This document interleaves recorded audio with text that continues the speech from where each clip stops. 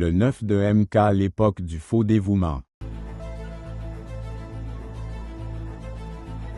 Chronique d'une trahison politique.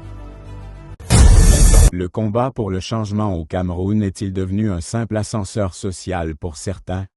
C'est la question qui fâche, mais qu'il faut poser. Dans ce document exclusif, nous décortiquons la trajectoire d'Armand Noutak II. Hier, il se proclamait fièrement le 9 de Maurice Kamto au sein du MRC. Aujourd'hui, il est devenu le critique le plus féroce de l'opposition.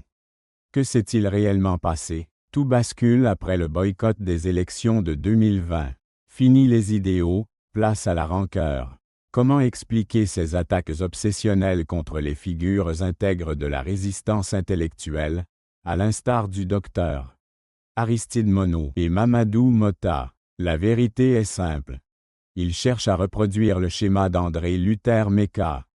Son objectif, troquer sa craie d'enseignant contre un poste de directeur ou de cadre d'université, aux frais du contribuable.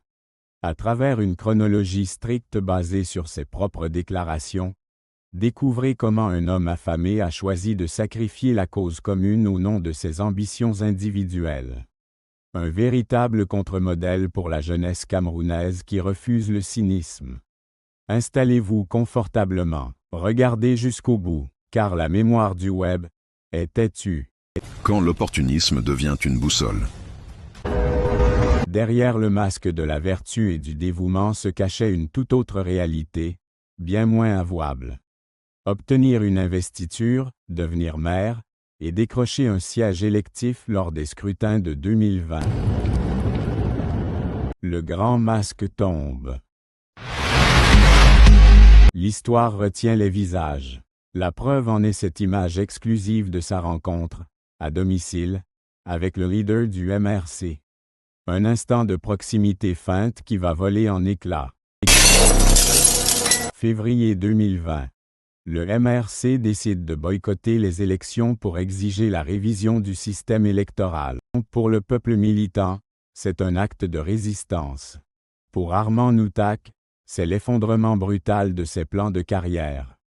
Privé de son investiture, la frustration s'installe. Le boycott agit comme un révélateur. Noutak commence à saboter sa propre famille politique de l'intérieur. Pour obtenir une place à table, Noutak choisit de se muer en cyberdéfenseur zélé du système en place. Sa loyauté trouve sa consécration lorsqu'il est officiellement reçu au domicile privé de Samuel Eto'o à Bastos. La récompense de ce ralliement ne se fait pas attendre. Dans une séquence qui suscite l'indignation générale, on découvre cet enseignant, sans aucune légitimité sportive ni technique, propulsé au cœur du vestiaire des Lions U17 pour donner des directives ou des conseils à des adolescents. Le militantisme s'est effacé au profit des privilèges de la fédération. C'est ici que le masque de l'éducateur tombe définitivement. En pleine année scolaire, alors que des centaines d'élèves attendent leur cours, Armand Noutak II n'hésite pas à abandonner ses classes pour s'offrir un voyage d'agrément à la Coupe d'Afrique des Nations, au mépris de son devoir. Le plan est transparent.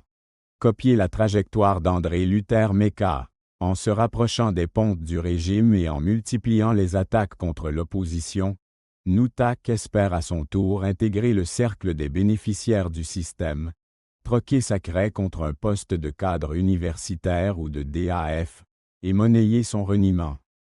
Le contre-modèle. Pour la jeunesse camerounaise en quête de repères d'intégrité. Armand Noutak II incarne un véritable poison politique. Son parcours enseigne que la conviction n'a pas de valeur, que le sacrifice des autres est légitime et que tout est à vendre. Ce garçon est devenu un être néfaste pour la lutte commune. Copier un tel cynisme, c'est condamner l'avenir du pays.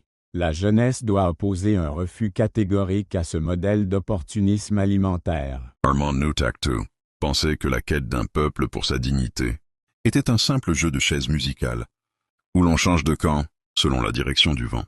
Mais l'étiquette de celui qui a sacrifié l'avenir de millions de ses compatriotes, pour son intérêt propre, reste indélébile.